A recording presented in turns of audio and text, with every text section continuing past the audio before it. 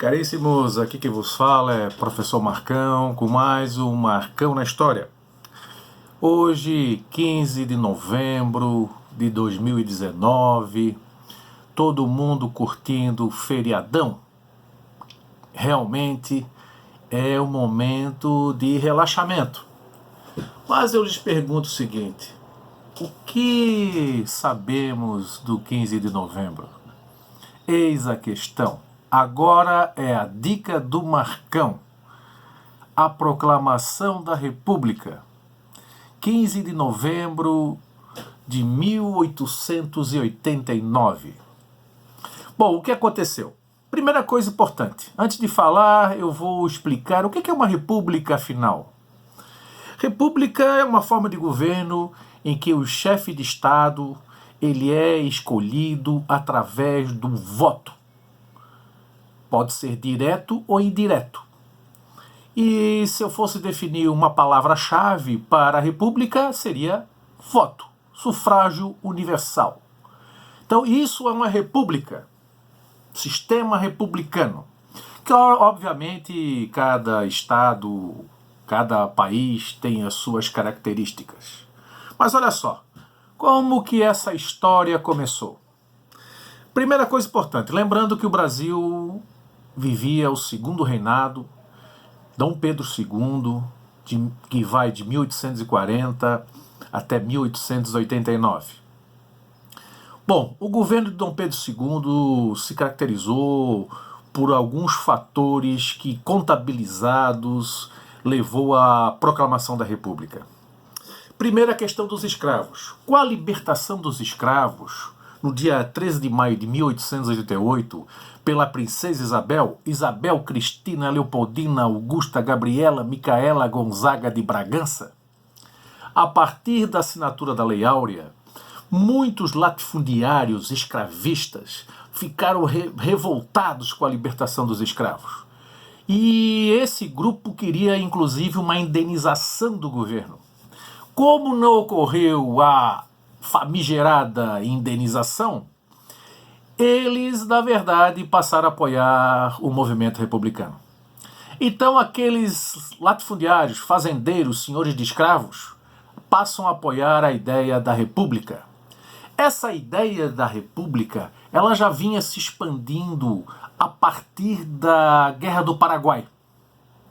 Na Guerra do Paraguai, o Brasil fez parte da Tríplice Aliança, Brasil, Argentina e Uruguai, contra o Paraguai.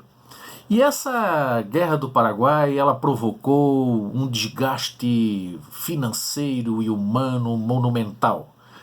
Ela termina, na verdade, em 1870, com um prejuízo humano e financeiro enorme para o Brasil.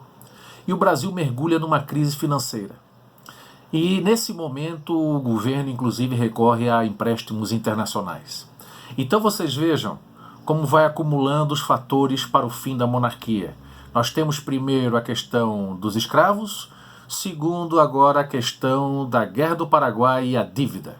Mas a Guerra do Paraguai trouxe também outras situações. Primeiramente, muitos soldados que foram para a Guerra do Paraguai, em torno de 200 mil efetivo, muitos soldados eram escravos, porque era muito comum o dono de escravos, em vez de mandar o filho, mandava 10 escravos.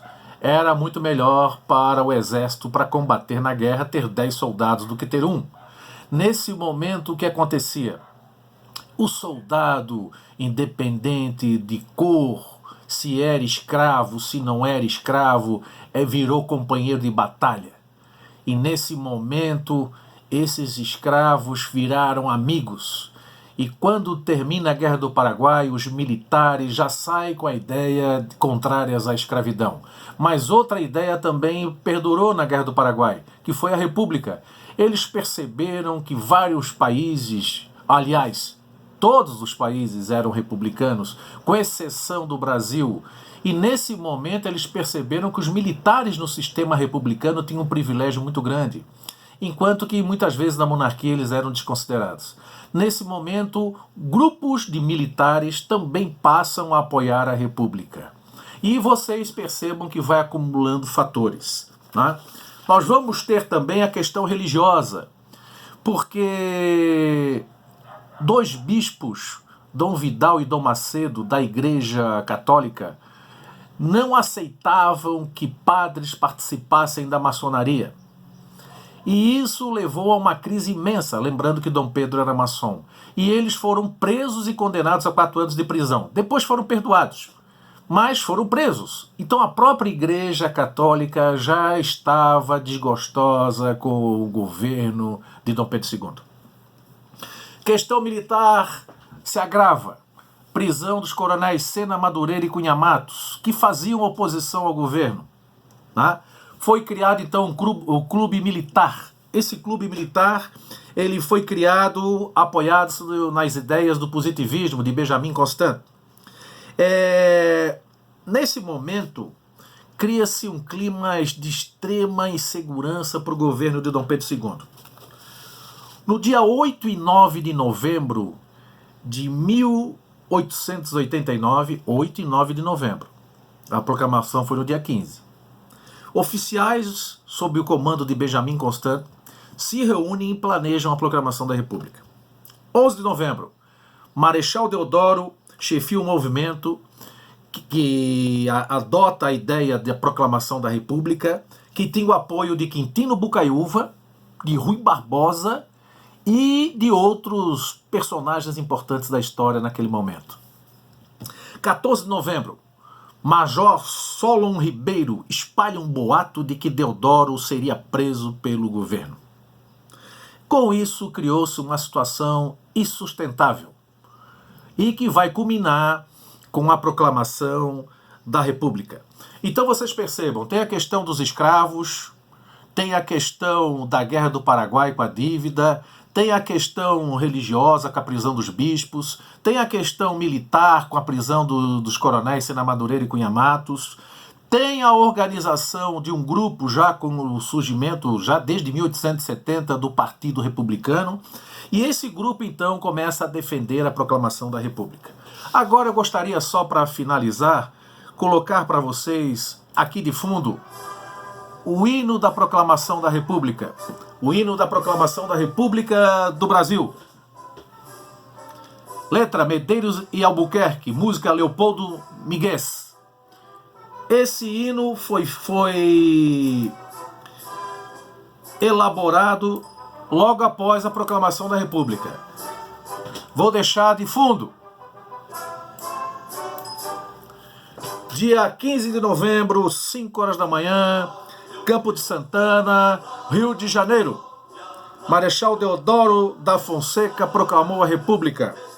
8 horas, Silva Jardim, José do Patrocínio e Lopes Trovão, na Câmara do Rio de Janeiro, Câmara de Vereadores do Rio de Janeiro, oficializa o surgimento, então, da República no Brasil e o fim da monarquia.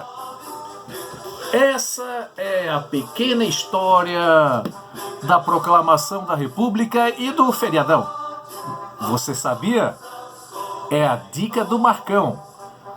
Escutando de fundo o hino que foi feito em homenagem à proclamação da República naquela época. Vamos escutar um pouquinho só.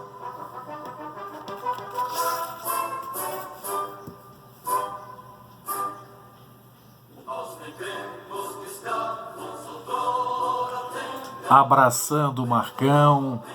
Bom feriadão. Forte abraço. É a dica do Marcão. Fui.